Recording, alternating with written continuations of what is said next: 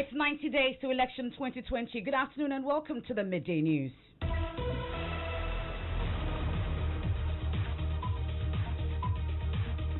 As we continue to celebrate 25 years of media excellence, this bulletin is coming to you live from Joy 99.7 FM studios here in Kokomlemle at digital address GA0993341. Also live on Love 99.5 FM in Kumasi, affiliates across the country, including Pad FM in Delmongo, Kekeli Radio in Ho, is around the world at myjoyonline.com. In this edition, 6 deaths, hundreds displaced and floods triggered by the Bagri Dam spillage, and days of rain is worsening by the day as more places in northern Ghana are hit.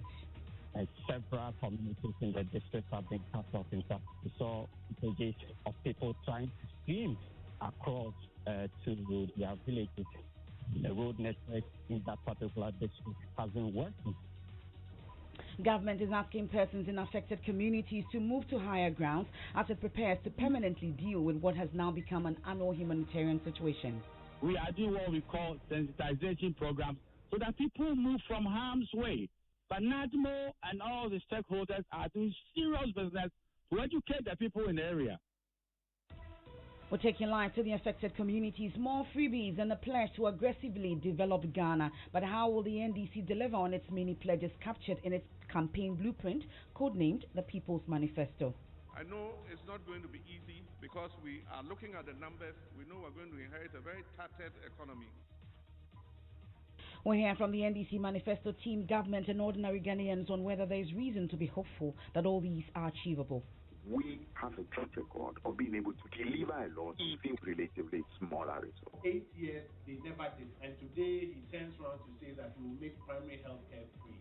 I say I don't trust women. So once that they want the seat to know, they will be talking now, can do this, I'll do this, but show a lie. Details coming up. Security stepped up at Ajay Kojo Sunset near Tema after a mother met a 10-year-old girl with her throat slashed in her own room. They shouldn't, be afraid at all because the police are poised to do or to safeguard their security. We'll hear from her family who is struggling to cope with the trauma of her death in sports. Ghana Football Association to implement the use of video assistant referee by 2023. A new lease of life for a widow who struggled to fend for her 2 sons after losing her job at the peak of the coronavirus outbreak in Ghana. By the grace of God, they have helped. I did not expect this kind of love from Ghanaians. And still to come. And it's day one of the NSMQ. Will tell you how one-time winner St. Thomas Aquinas Senior High School fared in the preliminary contest this morning. That and more here on the Midday News with me, Emefa Apawu.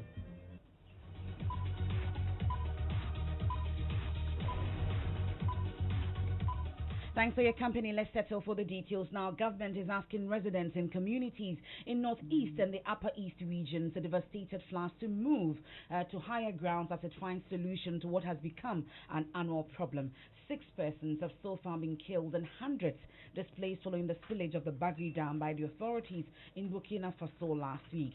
Days of rain has made matters even worse, leaving farmlands submerged, buildings collapsed and several roads inaccessible. Municipal Chief Executive for Wale Wale Somo Lucky Arimiyao Isahaku tells Joy News it is the worst floods they have ever experienced. They are currently sensitizing residents on relocating and giving aid to victims.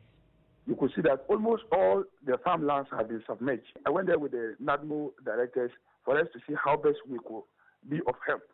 Today, I've sent them back to the various communities for them to do something we call the listening, so that they can list some of the houses that have been affected, so that as assembly, we see how best we can intervene to support them. Once we make necessary attempts, and then get NADMO involved to see how best we can also support them. At this time, actually, the people need the help of the government, and we are trying our best to see what we can do to support them. Now here's Northeast Region correspondent Ilyas Tanko. We have a report from the local NADMO service that a building collapsed on these two children, and they are currently being hospitalized in the district hospital in Cheponi. And several communities in the district have been cut off. In fact, we saw footage of people trying to swim across to their villages. The road network in that particular district hasn't worked. And like I said, there is no any emergency aid plan because the indication is that more rain is still on the way. NASA Northeast Region correspondent Ilyasu Tanko, we are told the situation is no different in the Upper East Region. There's also been flooding, displacing many people and destroying farms. Correspondent Albert Sorry joins us with more on that situation. Albert, paint a picture of how the region has been affected by all this. Yes, Emefa. So what I can report right now is that in the Boko West district, as we speak, NADMO, in collaboration with the police, have actually mounted blocks at Binduri and also at Kobori to prevent people from trying to cross. The road there is flooded, so what they are doing is to make sure that nobody ends up losing their life, trying to cross. You would see in the last few days videos of those particular roads flooded because the white water passes through these two areas, and so the water is very close to the road, and where you have the bridges, the roads are flooded. So what NADMO and the police are doing is to ensure that no life is lost. Now, if you get to the Pualugu areas, you realize that a lot of farmlands are also submerged. In fact, the Pualugu tomato factory, which is also close to the road, is currently, flooded with water. The compound of the factory is flooded as we speak. So it's actually a very serious situation. And as I speak, it's still raining in some parts of the country, including the capital, Bolgatanga. Well, you mentioned NADMO and what you're doing so far, but in terms of relief to those affected, what has been done? Do we know? Yes, this morning I've spoken with the regional NADMO director, Jerry Asamani, and he indicated that the last 2 days they've distributed some reliefs to those people in the worst affected areas. As we speak, they are getting more information in terms of numbers that are affected. So they are gathering all these data from, the districts that are affected, and then they will mobilize resources to try and help the rest of the people as well. Stay safe, Albert. That's our Upper East Region correspondent, Albert Sorry, they're bringing us up to speed on the situation in the area. Now, Works and Housing Minister Samuel Atachia, who's been speaking on the Super Morning Show, is asking residents to move to higher grounds as a permanent solution is found to the situation. I sympathize with those who've lost people. I can tell you that we are wide awake and we want to give it the permanent fix. In the meantime, we are doing what we call sensitization programs so that people move from harm's way. But NADMO and all the stakeholders are doing serious business to educate the people in the area. So it is not governmental impotence as is being portrayed. So the permanent fix is there, that the loan has been secured, and we'll soldier on with that. But in the meantime, I'm telling you, we are desilting. What that means is that when you desilt and you dredge the Volta, when there's any spillage, it runs through the channels that have been dredged to minimize the effect of what is happening. That's the Works and Housing Minister, Samuel Atachia. And it's just about 90 days to election 2020. It's time to enter the election headquarters here on the Midday News. And at least 18 free items are directly promised by the opposition NDC in its manifesto launched in Accra last night. They cut across all sectors of national life, from free primary healthcare through to free tertiary education for persons with disability, to free seedlings for cocoa farmers under agriculture, all contained in the 143-page document christened the People's Manifesto. Concerns are already emerging about how the party can fulfill all these pledges, knowing very well it will inherit an economy ravaged by the COVID-19 pandemic. We'll tell you more, but first, here are the promises. This election will be about the very soul of a new Ghana. Our historic mission right now is to provide... Mr. Mahama was joined by his running mate, Professor Nana Jane Opoku-Agyeman, and a host of other top party brains to highlight portions of the manifesto. At least 18 items are directly listed as free in the document. The opposition party is promising free primary health care, free tablets to facilitate teaching and learning, expand the free SHS program to cover students in private senior high schools in underserved or deprived areas, among others. We will also establish free Wi-Fi zones in all public and private tertiary institutions. free technical and vocational education at the secondary and tertiary levels, and a free national apprenticeship program. It is a plan to provide the free technical and vocational education at the secondary and tertiary levels. The next NDC administration will absorb 50% of fees for tertiary students for the 2020-2021 academic year. Beyond these freebies, big-ticket pledges include the creation of 1 million sustainable jobs. The US $10 billion accelerated infrastructure plan, dubbed the Big Push, will create jobs for the multitude of our people. Within a year in office, we will pay the full amount due every victim of the reckless handling of the financial sector cleanup. Allow workers who have contributed for a minimum period of 10 to 15 years to use their contribution as collateral to access mortgage loans for housing. Mr. Mahama, who has led the nation in the past, knows that achieving all these may not come easy. We will be able to implement this project, this manifesto. I know it's not going to be easy because we are looking at the numbers. We know we're going to inherit a very tattered economy. For those who pride themselves on economic management, I mean, they should really feel ashamed to hand over an economy like this to another administration.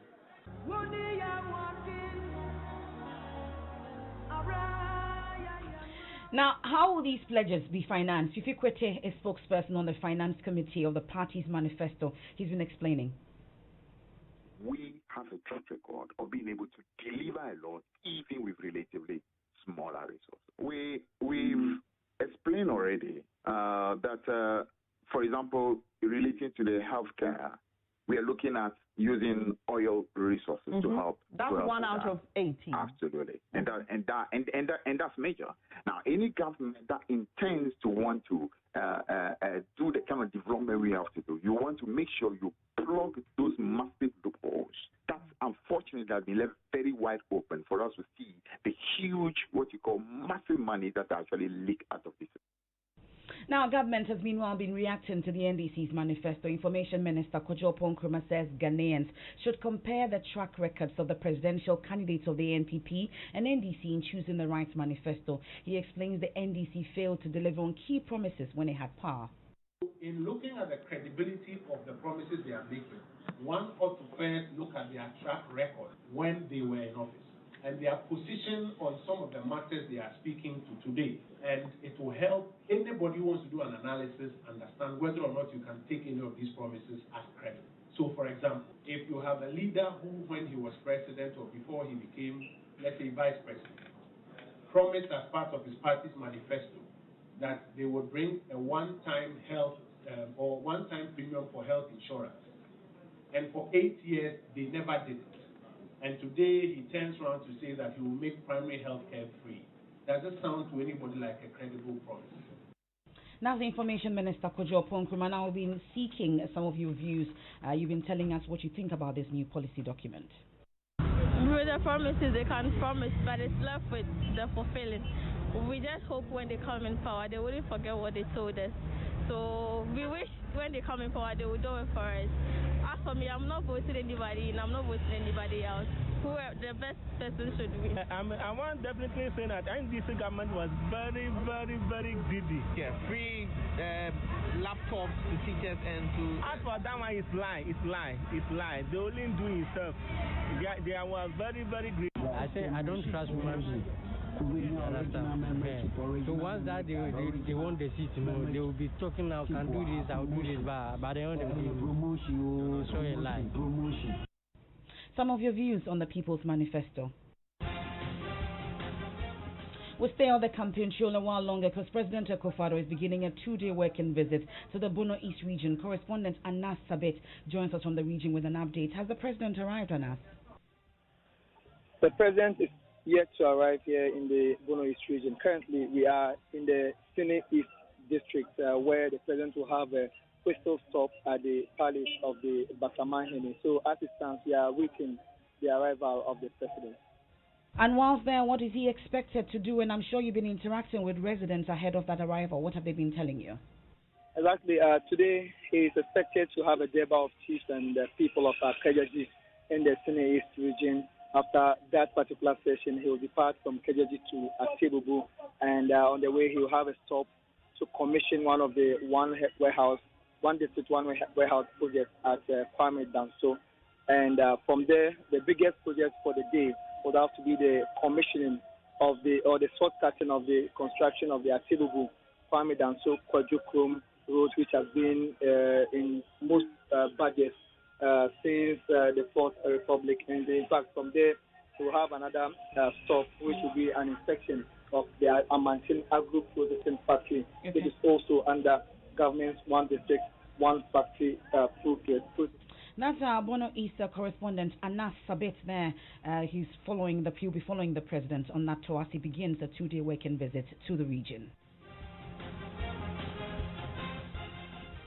You're still listening to the Midday News here on Joy 99.7 FM, and civil society organizations are accusing government of massaging data given them during their last meeting with the finance minister on the Japan Minerals Royalties Agreement, as they insist they will not back down on their demand for a suspension. Addressing a media briefing in Accra, the 22 CSOs say more questions have emerged after they met the finance minister, which convinces them the deal is not in the interest of the country. Joseph Opoku-Gakpo has just returned from that press conference. He joins me in studio.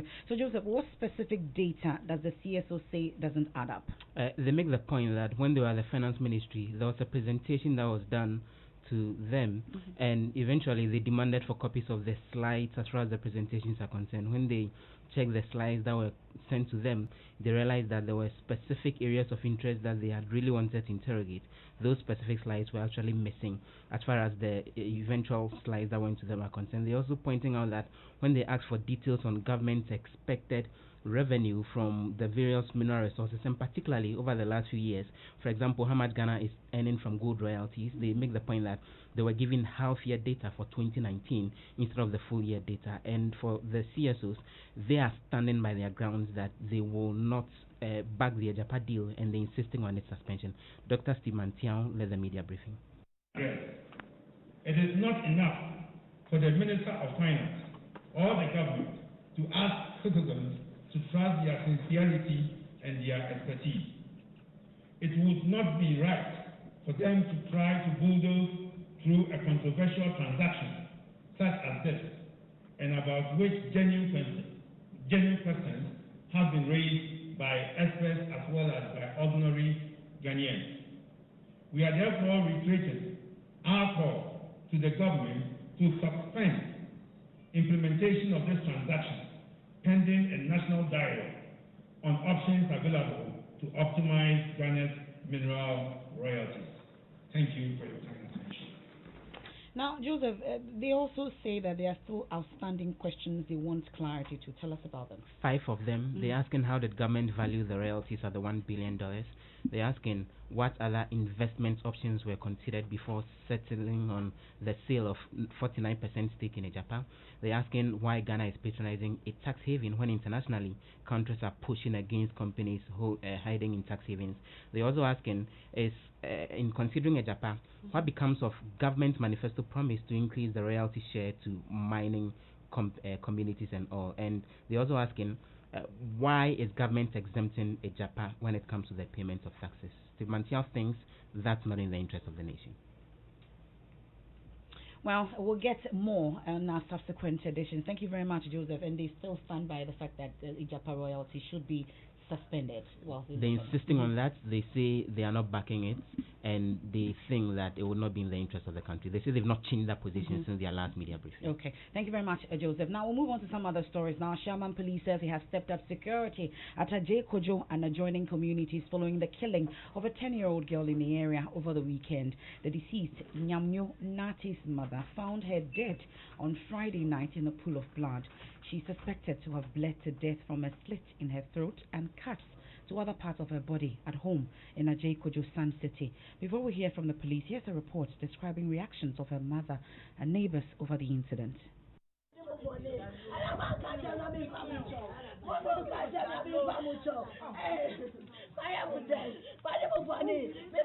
The family has been left in grief and shock. Mother of the deceased, Salome Tekpete, says She found her daughter dead around 10:30 p.m. after she left the roadside where they usually sell to get some rest at home.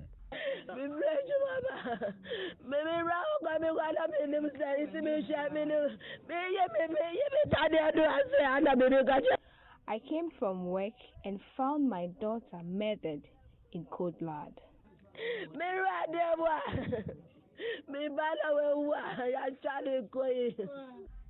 Residents of Sun City in Ajekojo say the incident has left them in fear. They want the case thoroughly investigated and perpetrators brought to book.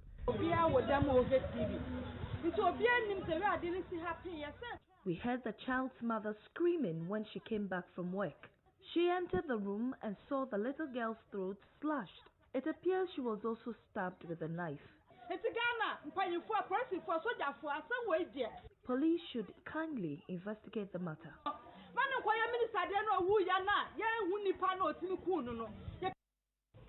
Although the police is yet to make arrests, security has been beefed up in the area. Ashiaman Divisional Crime Officer Superintendent Tony Adipa has been speaking to Story News. On inspection, it was detected that a sharp object was used to inflict deep wounds in the throat, and then her intestines were also found protruding under the navel area, suggesting that she was actually stabbed. And the kitchen knife was also found close to the body. The knife was also stained with blood, suggesting that that knife might have been used in committing the crime by the perpetrator or the perpetrators. Have any suspects been picked up? Not yet. Not yet. Case is still under investigation. We have enough patrol teams around the area. For fear, they shouldn't be afraid at all, because the police are poised to do or to safeguard their security.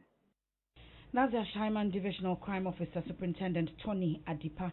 They're speaking to my colleague AC Nyameche Thompson. This is the Midday News. Our top story: 6 deaths, hundreds displaced, and floods triggered by the Bagri Dam spillage, and days of rain worsened by the day as more places in northern Ghana are hit by the situation. Still to come. We'll bring you more from the National Science and Maths Quiz as it starts today. I have all the details after the break. We are contesting with 15 other regions, and I hope this year round, Greater Accra will be emerging victorious.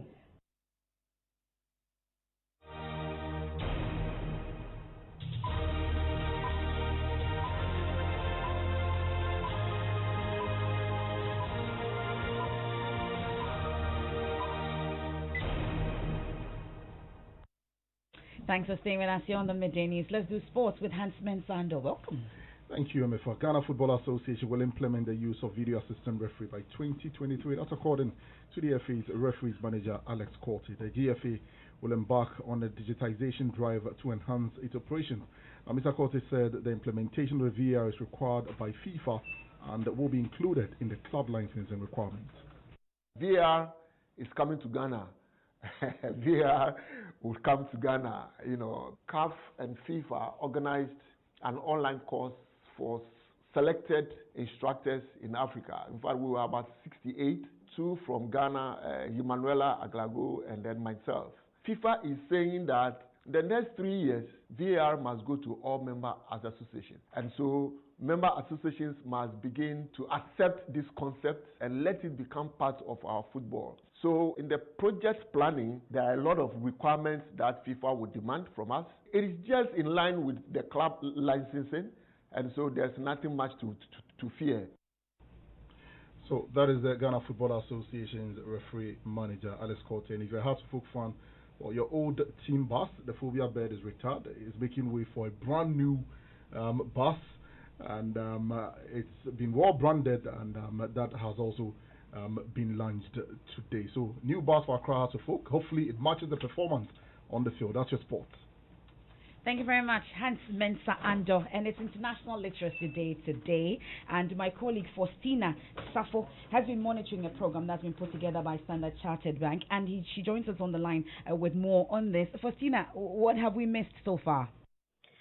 Hi, Emefa. So far, we have over 300 staffs of Standard Chartered Bank volunteering to help children improve their literacy skills. Now, so what it is that as a result of the pandemic, most children are at home and most of them may not even have access to the internet to help them with teaching and learning. So what they're doing is providing free internet services to these children across the country, and their staff have volunteered to help these children learn how to read. So what is happening here right now is currently staff are seated at different locations across the country. I'm currently at one at Accra, where they're reading to about 5 to 6 children each. So they pick a book and then they read to them, and that way they're bringing back the classroom experience that the children have missed as a result of the pandemic. Okay, and that's my colleague Faustina Safo. Their International Literacy Day today, and Standard Chartered have volunteered to help children improve their literacy skills through a virtual reading program.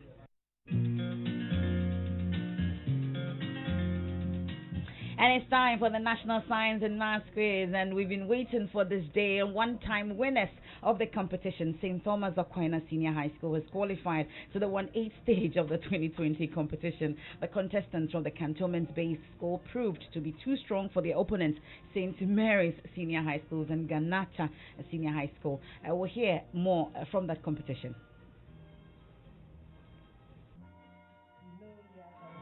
With 15 other regions, and I hope this year round Greater Accra will be emerging victorious. Last year we were expecting to have the trophy with us. Unfortunately, Central Adisada, no, it was St. Augustine that snatched the trophy from us. And this year round, I hope Greater Accra will have it. I hope you promise to do that, isn't it? And I will advise you to be more vigilant. And that's the Greater Accra Regional Director of the Ghana Education Service, Monica Ankra, urging second cycle schools in the region to work hard and be crowned champions. And so Thomas Aquinas, St. Thomas Aquinas Senior High School, have just qualified to the 1/8 stage of the 2020 competition. We'll bring you more on that. Now, a few weeks ago, Mami Efua was at the crossroads. She and her 2 sons were awaiting the worst as COVID-19 restrictions collapsed her by day job at the construction site. Sleeping on empty stomach with her 2 sons in an uncompleted building. Today, we are happy to share with you that some kind-hearted individuals reached out to Mami Efua and her sons, thereby changing their narrative. Joining us is Annabella Ohenijan has more in this report read to you. A beautiful, wide, sunny smile. Mami Efua can now afford to smile because life finally grinned at her. She's currently busy bidding flip-flops for sale. By the grace of God, they have helped. I did not expect this kind of love from Ghanaians. Some weeks back, she drowned herself in sorrow and tears because she could not afford to take care of her 2 children as a widow. COVID-19 restrictions also collapsed her day job at a construction site, further deepening her woes. Poverty made it difficult for them to afford 3 meals and unable to rent. They sleep in an uncompleted building. Today, change has come. Her story, told on Joy News, touched many who extended a helping hand. I am a human being. Sometimes, as humans, you will need someone to talk to or comfort you. But I have come to know I have loved ones. Joy News has made me know that I also have loved ones. Touching story right there. Becky, what's up in entertainment? Rex Omar has been breaking down details regarding the NDC's manifesto, specifically on the creative arts industry. Take a listen. The very major thing that changes the game is the standalone ministry for creatives and digital economy. This is to say the creative economy is going to be decoupled from the Ministry of Tourism so that it becomes a standalone ministry that will take care of the creative industry. I mean, when people talk about creative industry in Ghana, we think it's only music and film. No, it is very big. You're talking about fashion, you're talking about writing, you're talking about painting, you're talking about photography, you're talking about sculpture, you're talking about textiles, software development, plant breeding, weaving. It's a whole lot. So Rex Omar why is Rex Omar speaking? He's the spokesperson on creative arts with Okay. regards to the NDC. Okay. Yeah, so if you're looking for somebody who to ask questions about the NDC, you can Manifesto. just look for Rex Omar. And Sadiq. And Sadiq, Okay. yeah. Thank you very much, Becky. And at 1, we have business. Well, Emefa, Fitch revises Ghana's GDP growth in 1.96%, placing it as the third best in sub-Saharan Africa.